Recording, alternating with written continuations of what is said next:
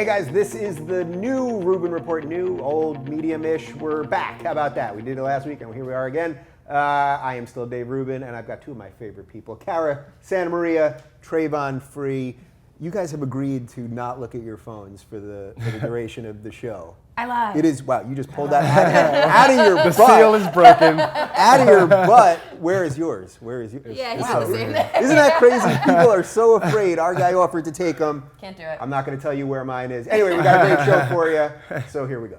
I ran to get here, but we're between a rock and a hard place. Is really a mess.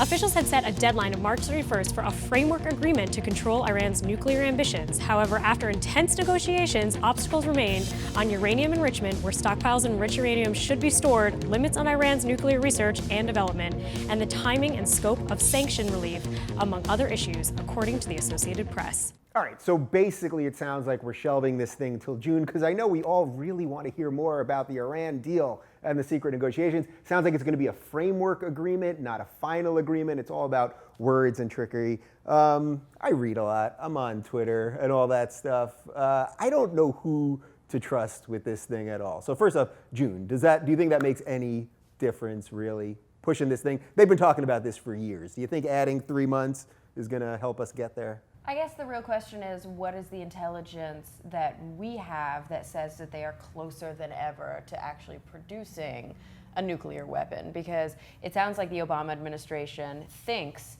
that the restrictions that are going to be in place, that kicking this thing down the line is actually going to extend the amount of time that it would take for Iran to produce something. Right. But as you said, we've been talking about this for years. Why is it all of a sudden Iran's like, oh, we should make nukes? Right. That's a great idea. So isn't this all about who you trust? Like everyone keeps saying, does the U.S. trust Iran? Does Iran? But it's like I don't even trust our media to report on it properly. So how are we, as like normal people, how are we supposed to decide who do you trust when it comes to listening to this stuff? I mean, I don't think you can really trust anybody anymore. Like they've been saying Iran's close to making a bomb for the last 25 years. It's like, what are they doing? Some like tantric bomb making in Iran? Right, they're building so very slowly. They're so close. It's like eventually, like, when's it gonna explode? Like, when's it gonna happen? But yeah. Like at this point, how do you even take it seriously? Like, to me, it seems like trying to get a development deal in Hollywood. Just like you keep getting the details. It's like, well, they want to develop this script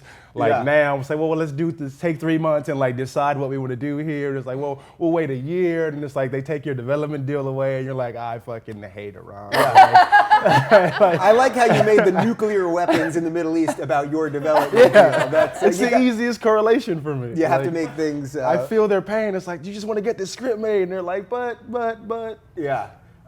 So is part of it that they've literally, everyone's been talking about this for so long, like that's why this seems so ridiculous to me, because literally people were talking about this in Congress in the 80s, and we're still talking about it. I don't know that it's any scarier now. Maybe it is scarier. I think for me, part of the real situation here is that, like, who are we to tell another nation, and granted, I don't want Iran to have nuclear weapons. Right. I don't think that's a good idea. So there's a philosophical part and like a real part, but right? yes, who is America to tell other nations that they are not allowed to enrich uranium, that they are not allowed to stockpile these weapons, when we are the world leader in nuclear weapons, and we're not willing to even meet anybody halfway? I mean, I remember watching Countdown to Zero, that amazing documentary about disarmament, like 5 years ago, and just crying because I was just so depressed by the fact that we are not setting a good example here. And the truth of the matter is, it's easy when we live in America and we sit on this cushy couch to go, oh, we would never make a mistake with the bomb. We're more responsible than that. We're But like Iran, that. they're fucking crazy. Right, so do you see that distinction? There's like a philosophical thing where it's like, well, who are we to tell anyone? But at the same time, I don't think any of us want Iran to have a bomb, right? No, I feel like we've become like America is the rest of the world's parent, and they're our kids off to college, and we're like, hey, if you want my money, this is what you're gonna do. You're not gonna date that guy, you're not gonna go to that party, and I'm gonna keep paying your tuition. So it's like, if you wanna make a bomb, fine, but you won't get any money for us. But to further that analogy, by the way, that's exactly what my parents said to me when I went to college. They were like, if you want to keep the money, you can't have a nuclear weapon. Though, which is smart of them. Very smart. If we are the parents of the rest of the world, we're like the crack addict, abusive parents. We're the worst parents. Yeah. Like, and the we're the kid is do as I say, not as I do parent. Exactly. Like that's something we have to remember, is as much as we're like, Iran should not have a bomb, think about about all the Iranians who are probably going, Right. who the fuck are you to tell It's like, us we have the that? bomb because we know what to do with it. We're going to keep them safe. But you can't have a bomb because we don't trust you. And by the way, we're not only the only ones that have used them, Exactly. but we use them more than once. And so. not just that, we are also like excessively using drone strikes. I mean, Right. force and America and force like go together like peanut butter and jelly. If we start talking drone strikes right now, this thing will never end. Anyway, nukes. Should Iran have them? Do we have any right to tell them not to? What should the world do? And who do you trust? Let us know in the comments right down below. You say ISIS, I say fucking assholes. Islamic State's children have taken center stage in their latest propaganda video. The new video, posted on social media Tuesday, claims to show ISIS fighters cutting off the heads of 8 men said to be Shiite Muslims. Hostages were said to be beheaded in the central Syrian province of Hama after young boys led each hostage into a field before handing knives to fighters. The Syrian Observatory for Human Rights has said the video is authentic. All right, so we've done a bajillion ISIS videos at this point already, and every time we do one now, I have to start the conversation by saying, how desensitized to this stuff are you at this point? Like when you see those pictures, are you just like, saw that last week? Sadly, it's super desensitizing because they don't realize, like, to me, it's like the Kevin Hart effect. It's like, if you do it too much, if you're around too much, you don't care about anything that you do anymore because I see it every day. It's like, trailer, Kevin Hart, ISIS video, Kevin Hart, Yeah. Like, just go away for a little while, take 6 months off, come back and cut off a head, and I'll go, oh my God, that's so horrible. Like, I mean, this Get Hard movie has to be worse than anything ISIS has ever done, right? yeah, I haven't seen it yet, but you know what? Now I want to see it because I've watched all the rest of their videos. But. Yeah, but I'm totally with you on that. That we've seen so much of this. Did you guys actually watch any of the beheadings or watch the guy burning, the Jordanian pilot? I am a crazy person, and I did watch the burning video. Yeah, I watched it. I've seen worse. I grew up in Compton, and I feel like like some people like I can't watch it, but I feel like you need to see what they're doing in order to really, really understand what's happening. And as crazy as it is, I think by not seeing it, it makes it easier for us to detach ourselves from it and go, like, I don't really care what's going on over there. I don't know what's Yeah, going so, on over yeah, there. what do you think? I don't watch them, and because of that, I'm not desensitized to it. I mean, it horrifies me every single time. It makes me angry. Like, it doesn't Yeah. desensitize me to it. It makes me feel like more passionate about what we should do about it. Right, so is that the catch-22 though? Because on one hand, they put these videos out so that we get enraged because in a way they want us to bomb them because then that just That's why we should bomb them. and that's why we should bomb them. Yes, 'cause like should they have this idea that they're supposed to. The idea is they're supposed to goad us into fighting them, and we meet them in, I think, Dabiq, and it's supposed to be this big end of the world war. Right. And that's literally what they and that's want. what they want. Right. So fucking give it to them. We go there, Yeah. we meet them there. Obama gets on camera like a WWE wrestler. He's like, I'm gonna meet you in Dabiq, and I'm gonna bring my drones, and I'm gonna bring my bombs, and we meet there, and we fucking obliterate them, and we go back home and finish House of Cards. That's See, what this I. is You didn't why- know I had you with That's- the neocon today, This did is you? why Travon writes for The Daily Show and is not in charge of foreign policy.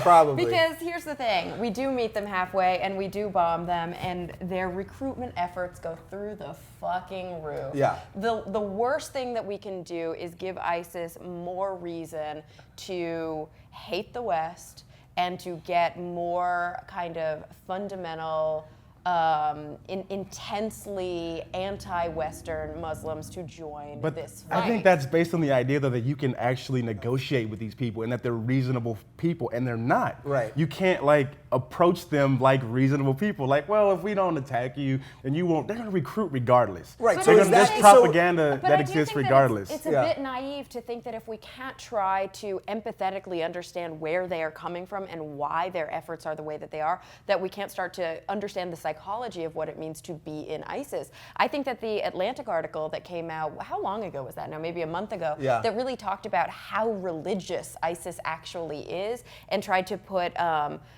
kind of an intellectual face on that, I think was incredibly important for Americans to understand exactly who we're dealing with, instead of just going, they're fucking crazy people. No matter what we do, they'll just always be crazy. There's a real reason behind what they're doing. It's not legitimate at all, Right. but it's real and it's there and it's based on these early religious texts. Right. So is that the place that we should be somewhere between neocon and like do nothing, right? Because Yeah. Yeah, that's the thing that I'm a liberal, so I stand up for liberal principles, meaning I stand up for women and for gays and for minorities. So they're doing horrible things to those groups of people. So I want to stand up for it. On the other hand, I'm not a warmonger, so I don't just want to attack them. And I feel like that's where most people. That's where I was before I got to the just fucking get just rid get of these rid of guys. them. Just fucking get rid of them. It's like I spent so much time like, oh, let's take this approach and do this and this, and eventually you just see this. It's like, what are you gonna do? It's so infuriating. We're just like, it's easier to just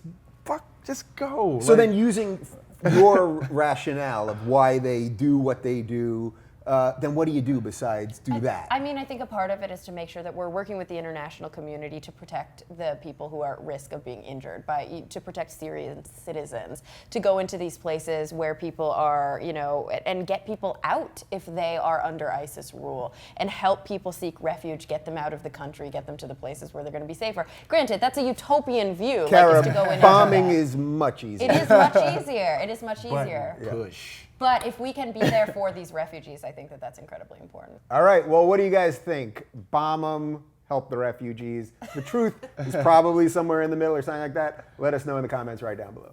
There's nothing to fear but Obama himself. According to Republicans, Obama poses a bigger threat to the U.S. than Putin. A Reuters online poll this month asked 2,809 Americans to rate how much of a threat a list of countries, organizations, and individuals pose to the United States on a scale of 1 to 5, with 1 being no threat and 5 being an imminent threat. Barry Glassner, a sociologist and author of The Culture of Fear, told Reuters the reason Americans may fear Obama is the media's fault, saying the TV here and American politics very much trade on fears. All right, so Travon, according to my notes here, you are black. Is that correct? As last I checked, yes. Last you checked. Okay. So as the black person on the panel, is this all about Obama being black? Absolutely. I mean, come on. Are you serious? More scary than Putin? What could be more scary than Putin? The guy was elected twice. Like, why would he be more scarier than Vladimir Putin? A guy who, someone who was opposed to him died right in front of the Kremlin, and he took over the investigation, and they found a guy 2 days later, and they were cleaning up the blood before the corpse even cooled off. But like the crazy part is, when they poll these people, it's like, who are they polling? Because I feel like they're polling the same people who are the reason why at the end of a car commercial, when a car rides on top of a train, they still have to put "do not drive your car on top of a train" on the bottom of the commercial, because it's like, I saw this thing where a third of Louisiana Republicans think Obama's to blame for the slow response to Katrina, and he wasn't even president at the time. Right. There was some other guy. What was that guy's name? Jeff. No, you're George something. George W. Bush was president at the time. So like, I don't like even the polls to me seem just like made to drum up that, like, let's make a story about how much people hate Obama. I know when we do these types of stories, you'll always say to me, you want to know more about who the people are that they talk to. And polls are always seem kind of silly and margin of error and all that. And it's also the way they word the questions. Yeah. So here's the thing, what I love, first point, I love that we're all talking about how people think that he's more of a threat than Putin, but they also think he's more of a threat than Bashar al-Assad. Right. Are you like so insane to me. So there's that, first of all. Right. So for and why is that America's, not in the headline? Right. But the question is not, is Obama scarier than? The question is, rate these world leaders as to how much of an imminent threat they are to us here in America. Yeah. And so these Republicans see Obama as more of an imminent threat to America because he is the president of America than they see Putin, because Putin has literally no power to do anything to an average American So in a citizen. way, you're sort of actually giving, not that you agree with these No, Republicans, I mean, but you're it's giving them crazy. credit for at least being true to their principles. If they believe that this guy is taking the country down, then, of course, that's if there were somebody, if there were an American government, like if you were to ask me who's more of an imminent threat to America, Vladimir Putin or Ted Cruz, I might say Ted Cruz, because Ted Cruz has power to affect legislation that can be very detrimental to our science policy in this country. And Putin is, shirtless on a horse. Like, I don't think that he's really going to affect my life. Now, I feel horrible for like literally everybody that lives in Russia. But just have to see those pictures on a daily basis. It's just terrible. But yeah, I don't think he's an imminent threat to me as an American citizen. This is why I hope the last year of Obama's presidency, he just wears a hoodie the whole time. He's so sure. He just, every press conference, Really goes just for like, it. just Always put the up hoodie over on. his head, too. Like, you want to be afraid, now be afraid. So to the fear thing, are you shocked that after 6 years of this guy being president, whether you agree with him or not, and we all know our debate is just so stupid in this country, and everyone hates someone or you love them, and there's nothing in between. But are you shocked that the state of race relations is sort of where it's at, which seems to be a lot worse than it was 6 years ago, or do you not think that that's the case? I don't think in the long game it got worse, but I think in this concentration of this last 6 years, I think it definitely got worse. And I think once you saw him get elected, it's no secret why the threats against the president are at an all-time high in the history of this country. No president's ever had more death threats than Obama, and all the racist stuff. Every time we've had a racist or any type of email scandal this year, from Sony to the Ferguson Police Department, there's an Obama racist email in all of them, which is like, why is that? Right. Like, that's the uniform thing across all these stories. Like, they all have to make racist jokes about the president. It's like, it's everywhere. Yeah. Race, do you feel the same way? Like, I totally agree. Like, I think in the long term, we're in better shape. Of course, they're better, but we have these blips where it just seems like right now, it seems like it's much worse. Yeah, I mean, I think that is to be expected. I think that we kind of all knew that as progressives going in, that if and when Obama won his election, and we all were totally rallied behind him in 2008 at least, that this was going to piss a lot of people off. And sometimes I think that the slow build is not the way that we see progress. I think the way that we see progress is we put people in really uncomfortable situations and they have to just deal with it and get through it. And I think for a lot of people in this country who are racist, I'll say it, Obama was an uncomfortable situation. And the truth is he's been in their face now for 6 years.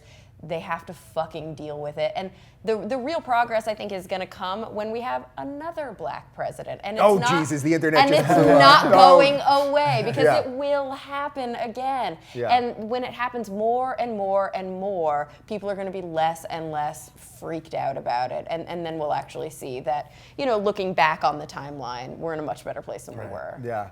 All right. Is Putin scarier than Obama? Could we possibly have another black president? Oh my God, people are freaking out. Let us know in the comments right down below. Shocker, e-cigarettes are bad for you, so put that in your pipe and smoke it.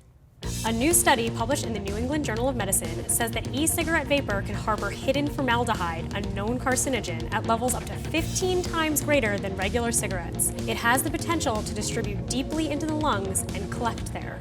All right, so last time that Cara was on the show, we talked about e-cigarettes. We're going to annotate to it right here, and there's a link down below to the segment. And you were talking about some of the health problems related to e-cigarettes, and people were going bananas on you in the comments, mostly e-cig smokers, saying that there are no health problems, but wow, more science just a couple months later. Yeah, I mean, granted, I don't want to say that I didn't maybe speak a little out of turn, because I think the quote was something like, they are just as bad for you as regular cigarettes, which the truth is the jury's still out. I was speaking more in the context of they're just as addictive as regular cigarettes. Mm-hmm. They're just as bad for you when it comes to your, nicotine habit as regular cigarettes. But yes, it seems like every time a new study comes out about e-cigarettes, it just reinforces the fact that, guys, this is not a panacea. There's just no way to smoke in a healthy way. Yeah, we wish there were, ridiculous. but it's not going to happen. Which is why you should be having edibles when it comes to weed. Right? Exactly. It you is want a better good Rice for you. Krispie treat. Yeah, that's true.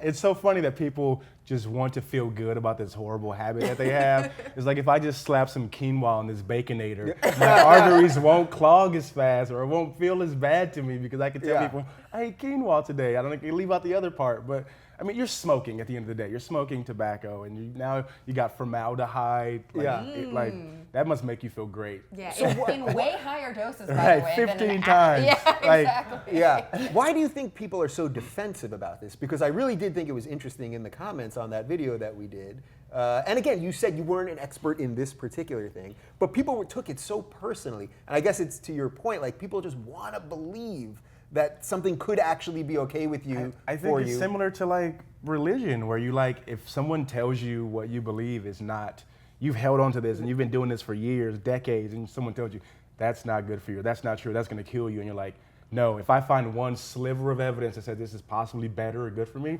I'm not giving it up. That's interesting. So you think it's like some kind of cognitive dissonance that they have to smoke because it's killing you and you know it, Oh, this but you is have hugely to. cognitive dissonance, because the truth is, like, when you talk about a typical pack of cigarettes, we're seeing legislation passed all over the world that have cancerous mouths, pictures of cancerous mouths and cancerous lungs on the pack of cigarettes. This will kill you, in all capital letters. No branding anymore. No cute little cartoon camel. And people will look at that and go, "Fuck it, I'm just too addicted." Yeah. It doesn't matter. And granted, I can speak about this. I smoked cigarettes for years, and it was very hard for me to quit. Yeah. But the last thing I would want to do after I quit smoking cigarettes is to pick up an e-cigarette and start the habit all over again. That sounds so scary to me. Granted, I think another thing is people are defensive because some people actually do use e-cigarettes to quit smoking. And one thing I didn't like about the article is that it basically just blew that, like, it was like, yeah, that it's never gonna work, it's not good for you,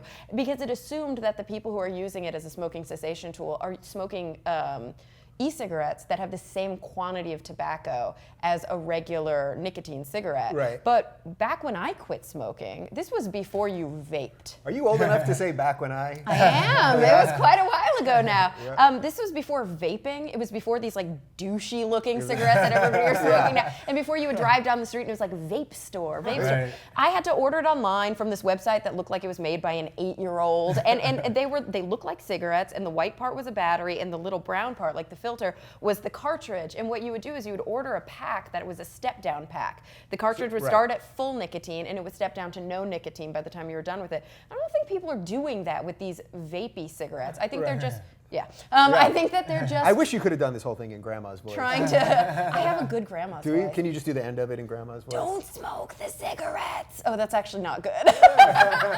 That was all right. I'm going to try it again. Don't smoke on my lawn. That was pretty Is that good. better? I like that one. Feel good about It's more that? of a grandpa voice. Yeah. Grandma voice. Not good for you. Not good and for you. highly, highly addictive. Don't start with an e-cigarette. You don't want to be like Jenny McCarthy. Okay, so that's how I want to wrap this thing up. So Jenny McCarthy has been doing commercials for e-cigarettes. At least was up until I haven't seen it in the last couple she's weeks. a great scientist. Right. She is. Now she also is against vaccines. Very, People very get on her for authoritative. that. What do you make of her play in this? Like, she'll take money knowing at worst case scenario she knows the science is out on the e-cigarette Right. thing. She had no problem taking money from them. At the same time, the science basically proves You're so right. She's like, we need more testing on these vaccines that have been around for 40 years. She should run for Congress, because that's a congressman's stance, the way she fucking That's what flips Todd on that. Aiken said, Like, I think, right? But really, what do you make of someone like that can be like so outspoken on one thing related to science, and then on the other hand, just completely dismiss it because I mean, I think it goes to involved. just how bullshit her whole thing is, where it's like you have doctors and all these like associations telling you vaccines don't cause autism, vaccines don't cause autism. Now every kid in California is getting the measles because she's on TV. We're listening to the Playboy model tell us that like don't vaccinate your kids, but she's like taking money to tell you like e-cigarettes are good for you, they're better for you when 15 times more formaldehyde. And Jenny's like, no, it's fine. And then she takes the check and runs like, come on. So Seriously? everybody's got a price, I guess, is the. Well, Jenny Take McCarthy. it. has Jenny her McCarthy. price. Yeah, it's her. Do the thing that kills you. Do the thing that kills your. Don't do the thing that kills your kids. Yeah, like, do come the on. thing that kills you and do the thing Right, that kills you. right. To quote Travon, don't take advice from former Playboy models.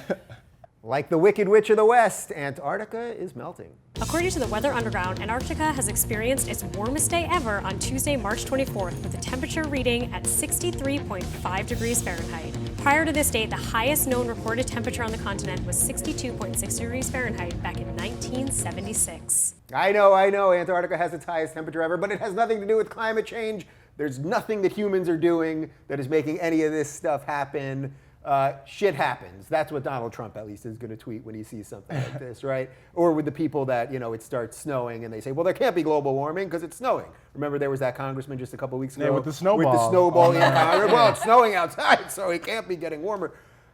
I mean, something is happening to this earth, right, science girl? Yes, and the other argument that you often hear from the conservative party is that there's more ice in Antarctica. There's more ice, you guys, so this couldn't be a global warming issue. But what they fail to distinguish between is land ice and sea ice. And because of global climate change and because of the patterns of the winds from global climate change, we will see from time to time more sea ice. This is what happens when there's sea ice.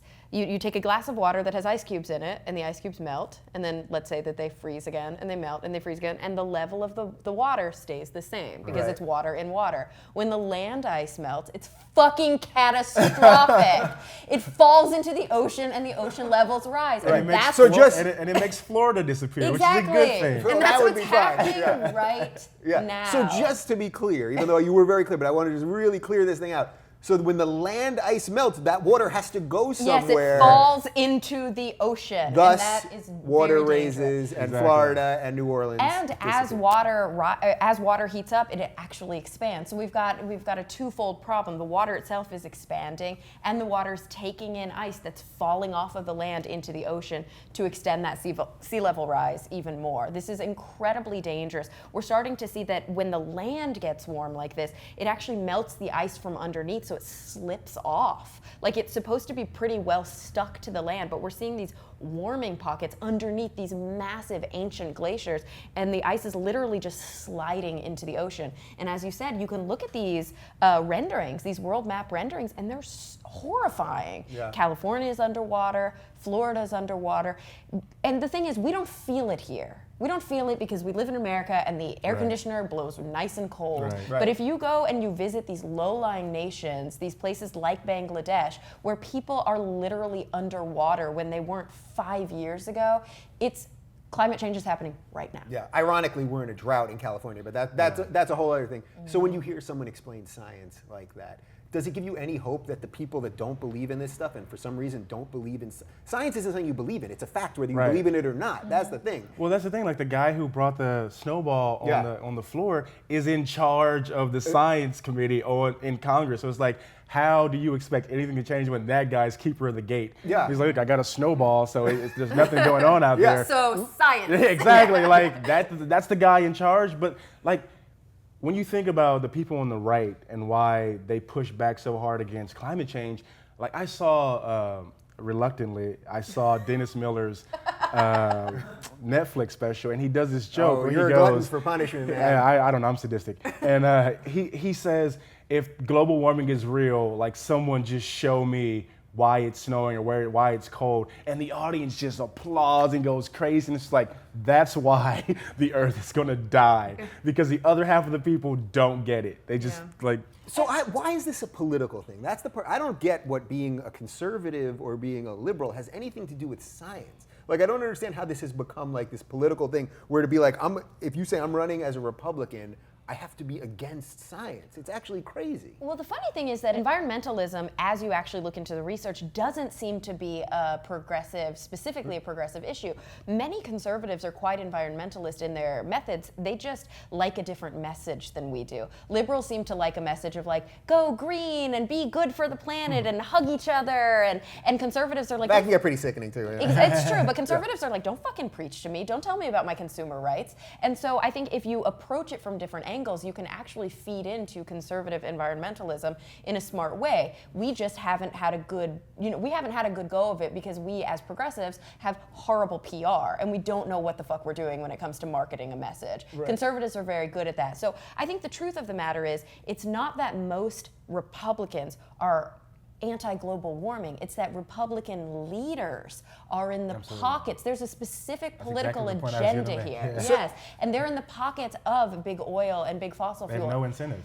So is that it though? That why don't they then start putting some of their resources into green stuff and just make money with green? Like, that seems so obvious to me. Like, if you're not denying the science, well then there's plenty of. But it's going to be there, so but don't. It's not there where yet. Come are on. the? We're not thinking about the future. We're thinking about the right now. Money and the truth in my is, pocket yes, now. there is Yeah. legacy So that's it. money in fossil fuels. Yeah. There's a lot of legacy money in fossil fuels, and these pockets go deep, and these relationships go back a very long time. Yeah. And the old people in charge of these institutions, they don't want change. They want to stick to what they've been doing until you hit rock bottom and they're there's nothing left. conservative. Yeah, exactly. That's the definition of conservatism. Right, meaning you want to deplete the oil. Meaning you want to go keep to bone dry, basically. you there's want to nothing keep left. shit the way it's always been. Right. Progressivism requires discomfort. It requires trying things and seeing things fail and learning from those mistakes and pushing past it. Conservatism is not about that. It's about maintaining the status quo and holding on to the way that things were for as long as you possibly can until it becomes detrimental. And the truth of the matter is the ship is fucking sinking right now. Right. And we all love to say that we're ruining the planet, but what we sometimes forget is that, you know, Jurassic Park, life will find a way. The planet, although it will be badly damaged, will figure out how to go on without us. What we're doing right now is we're making the planet unlivable for us. Exactly. But also for a lot of other fucking species along the way, which is a huge bummer. Yeah. But the truth be told, we won't be able to survive on Earth if we continue on the track that we're continuing on. Earth will figure it out without us. I was just watching a George Carlin special, and that basically is what he says about, the Earth was here for billions of years before us. Yeah, right. And it's going to be here way after we've had to leave. 10 of us are going to have to leave. I just watched Deep Impact. So, I want to be one of those 800,000 people. Yeah. Anyway, what do you guys think? Why is science a political issue? I cannot believe that it is in 2015. Let us know your thoughts in the comments right down below. The dog ate my homework. Thank God it was going to kill me. In a new study published in the Journal of Educational Psychology, researchers found that there really is such thing as too much homework.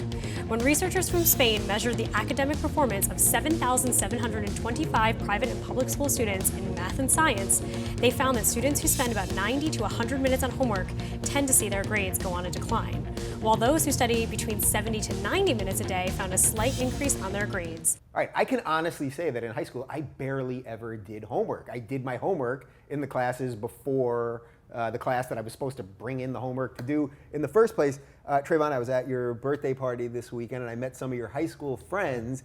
They said you were a very good student and that you did all your homework on time. Do you think it was a detriment, or did it help you? No, I think it was, listening to those numbers, I think it helped because I was in that 70 to 90 range. I didn't have, that's 100 minutes of homework. That sounds crazy. That's a lot of homework. Yeah. I remember having like 2 pages of something to do, the occasional end of the semester, like 10-page report, but like 100 minutes, that sounds like a lot of homework, especially when curriculums have improved.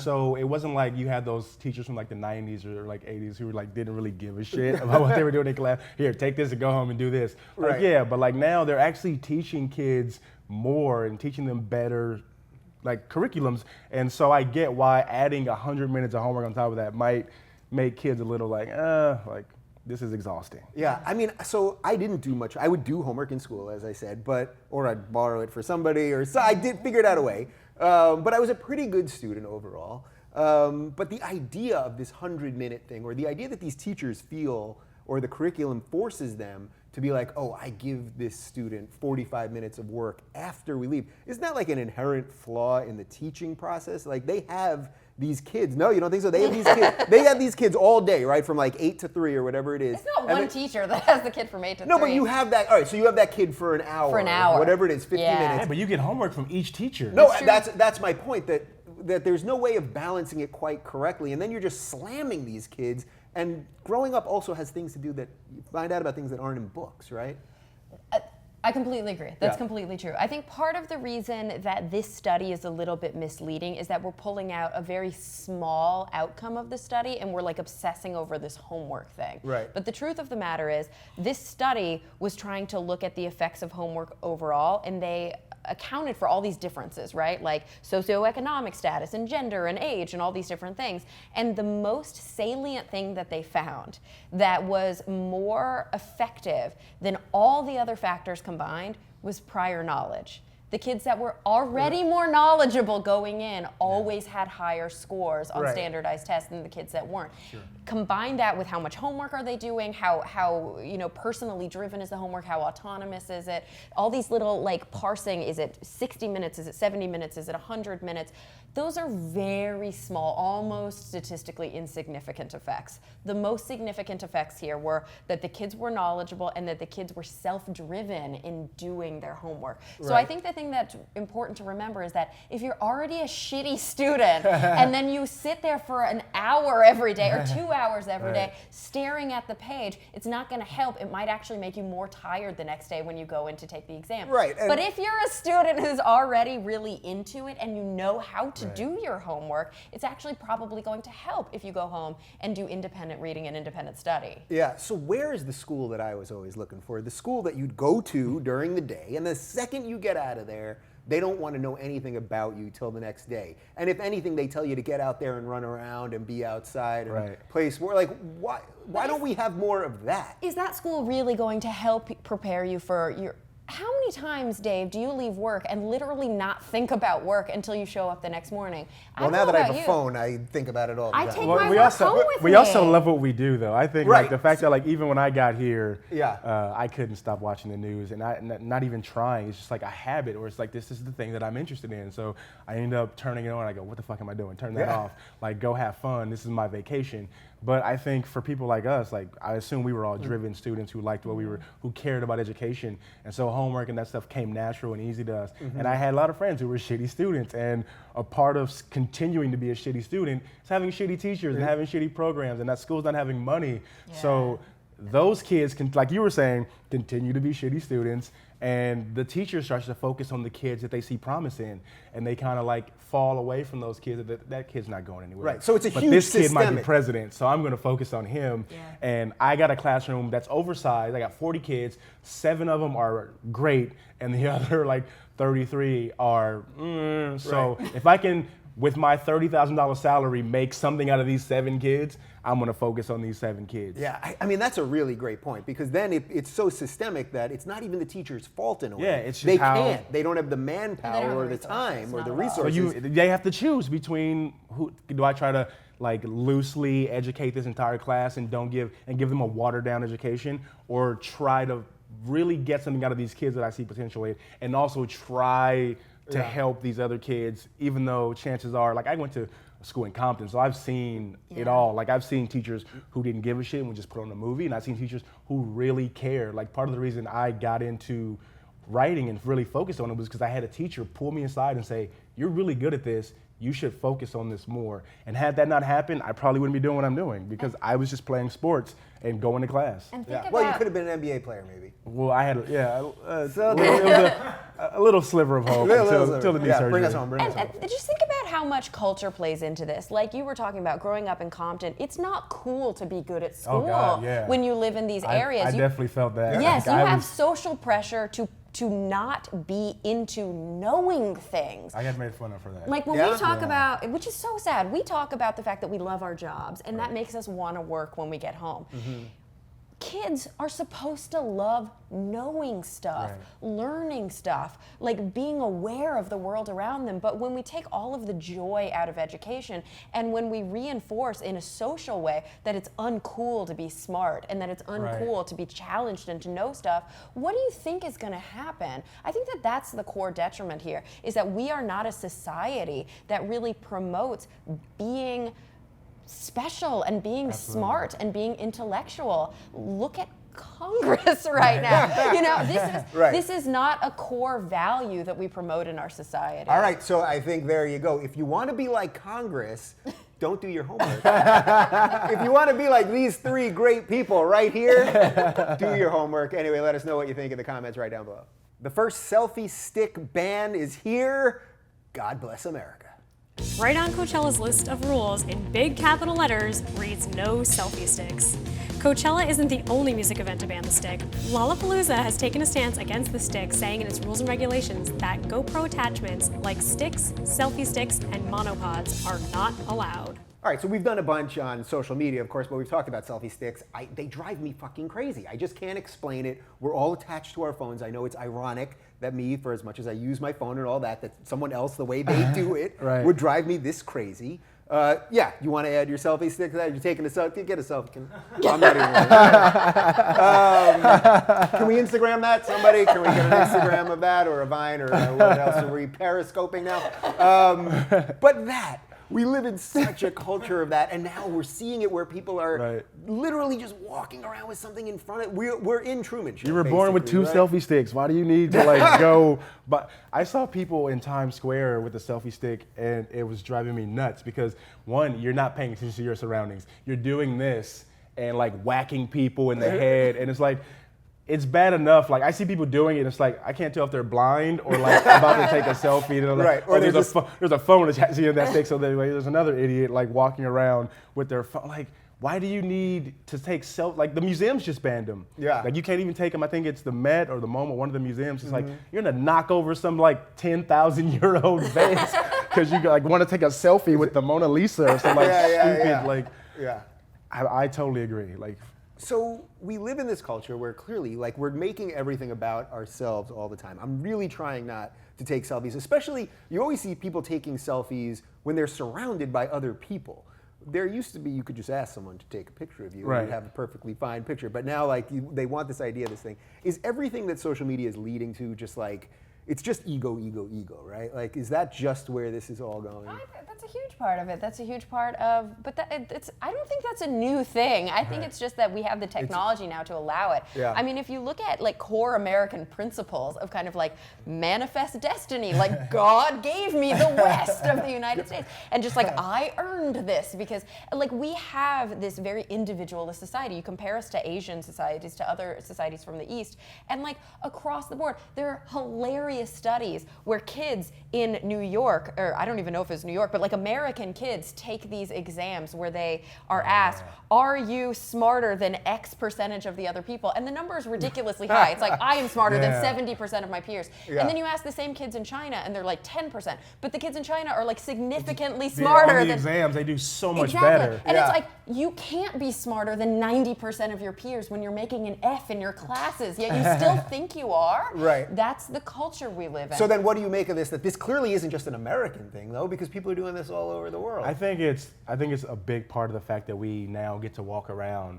with a 10 megapixel camera everywhere we go. Yeah. And we can take a photo at any time we want. Like you used to have to take a picture, wind the thing, click, take it to the Rite Aid or the local store, wait a few days for them to get developed, and they come back Before now. that, you had to do it in your own damn jar. Right, yeah, you had to like, That was like, the really well, old days. You got instant photos everywhere you go. And another thing that really like gets under my skin is the fact that people call them selfies when there's like 3 people in it. Like it's in the dictionary now. That's not a selfie. If there's you and your 4 friends, that's not a selfie. Wow, you truly are a writer, because only a writer would get pissed off. At the best, it's a definition. groupie. At best.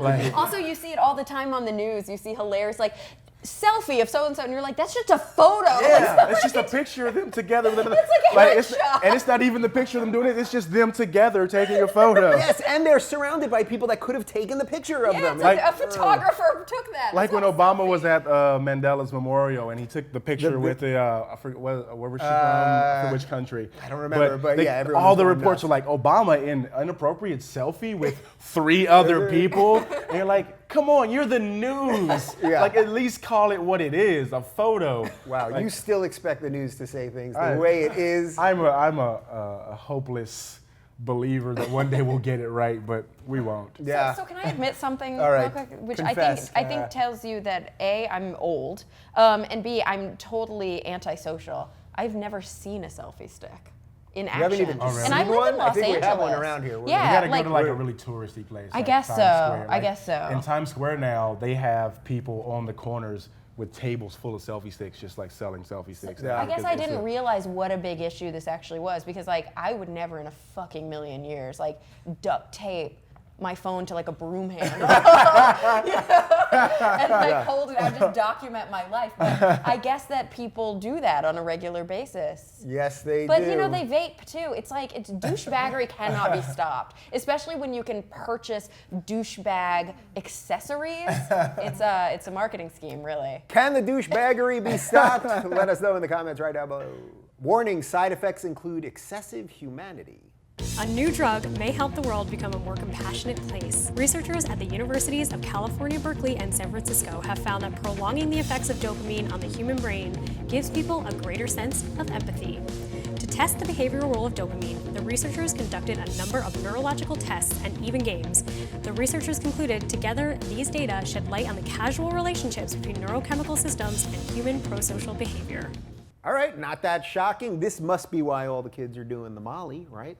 This, right? Molly? Doesn't the Molly do something to the dopamine? I thought it was ecstasy that like made you empathetic. Yeah, that's like, what well, we're Molly's- told. Molly is ecstasy. Yeah, right. We just Molly's didn't the- call but it Molly, that. Molly's a mixture though, right? I It's think not it's- pure ecstasy. I think No, it is Molly's pure. the pure one. It's I think just Molly's- pure MDMA. I Yeah. thought it was something else. Oh man, now we really got 3 old people. I only turned 30 yesterday, Yeah. so wow. Really? What is Molly? Let us know in the comments right now. All right, so really, like this, I mean, yeah, drugs, there are drugs that can release chemicals in your brain Yeah. that can make you happier and more empathetic and all Yeah, that. we all know this. So are we going to just bottle all of this one day? Is everything just going to, is this Brave New World, everything will just be bottled and our emotions will all come into pill form? No, I don't even understand why this is a big deal. Like, to be honest, so yes, we have MDMA. It actually works on a serotonin system, but we know that dopamine and serotonin have a complicated interplay, even norepinephrine, when it comes to things like Nora Ephron. Nora Ephron. She's not even Dancing. alive. norepinephrine, which Yeah. is the epinephrine of the brain, noradrenaline. And all of these things have a complicated interplay when it comes to depression, anxiety, happiness, sadness, all of that good stuff. Dopamine specifically has a lot of secondary effects. So dopamine is also heavily at play in Parkinson's. This is a drug actually that has been used for Parkinson's research and Parkinson's treatment. So there can be totally crazy side effects, like muscular side effects, when you start playing around with these kinds of drugs. And dopamine also plays a heavy role in addiction. So there are some dopaminergic drugs that can actually help you quit smoking, for example. Wellbutrin has that effect. And what's the other one? Chantix has that effect. But we've known for a long time. I mean, that's what an antidepressant is. I take antidepressants every single day. I take citalopram, 20 milligrams every day. It's a selective serotonin reuptake inhibitor. Are you having any of the side effects right now? Because I probably... I get no side effects except that I'm really tired. But see, that's serotonin, it's not dopamine. And what it does is it allows me to have enough serotonin to have a functional, normal, healthy amount that keeps me from getting really, really depressed. This idea that dopamine aids in empathy is interesting, it's important. It is not a Brave New World. Yeah. There are very few people on this planet that are fully lacking empathy. They're called sociopaths. So this is why I bring Cara on the show.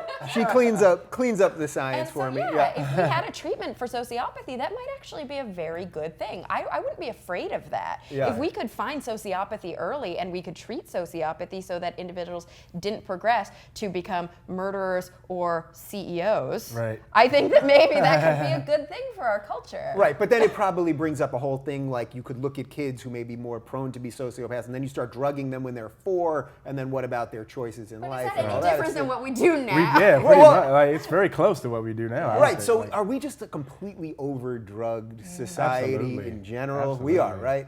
I mean, even down to the foods we eat, like the stuff that they put in our foods now has chemical effects on our brains that it didn't have 20 or 30 years ago. Yeah. So just across the board, we're taking in, if you're not the kind of person that's very strict about what you put in your body and what you eat, we're taking in all kind of stuff we don't even know we're taking in on top of whatever prescription drugs we're taking on top of that. On top of the stuff, 50,000. yeah. 50,000 industrial chemicals could be found in your blood right now that didn't exist before like a half a century ago. That's Why crazy. so this is just about money, right? Like everything else. Like, why has America failed at this? Have you guys seen this thing where they looked at what's in a McDonald's French fry in America Oh my God. versus I think it's the UK, and it's something like in the UK there's something like 4 ingredients, but in America there's like 28 ingredients Lobbyists. for the Other- same It's because thing. of lobbyists. And it's money. Yeah, exactly. I was going to say it's because other countries legislate against putting this crap in the food, and Yeah. here we're like, where's the money coming from? Put it in, leave it in. If whoever's paying me to lobby on behalf of this chemical that they need to put in these fry, whatever, Yeah. like go for it. They have this beautiful capitalist principle that we know of as regulation. Yeah. And it's quite important to regulate things to protect people's health. But the truth is, what I worry about is throwing the baby out with the bathwater. I do worry about people going, oh, new drug, scary, there must be a nefarious purpose for it. All of pharmacology is dangerous and evil. Let's not even go to the doctor anymore. Let's just take herbs into a rain dance. Like, this is a very common progressive view, and it really worries me.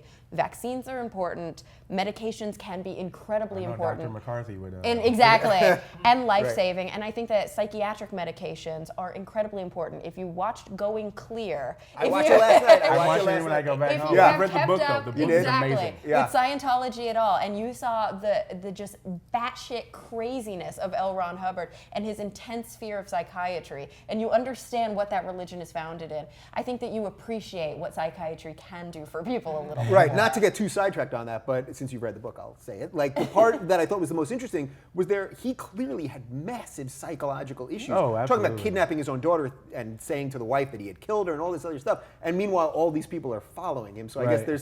there's some lesson in like religion. and Total side psychology note there, there. yeah, but Scientology is totally founded on a fear of psychiatry and taxes. Somehow there's a whole religion that came out of that.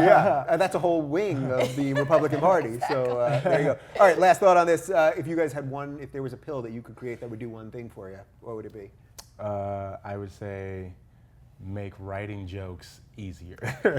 Making the connections faster and quick. Like that would be because I love it. That's my thing. I would say I've had some success at it, but if I could take a pill that would make me just like this all the time. And you'd be okay with the diarrhea and the vomiting and all the other stuff. I mean, it's if gonna it have was side just effects. diarrhea, I would be cool. Just diarrhea? One pill, what do you need? I mean, I take a pill that has completely changed my life, so I got to give props to that. But to be honest, if there were an empathy pill that if every single person on the globe could take, it would prevent the fundamental problems that we all face, which is really comes from a lack of empathy, Right. a lack of understanding what other people are going through.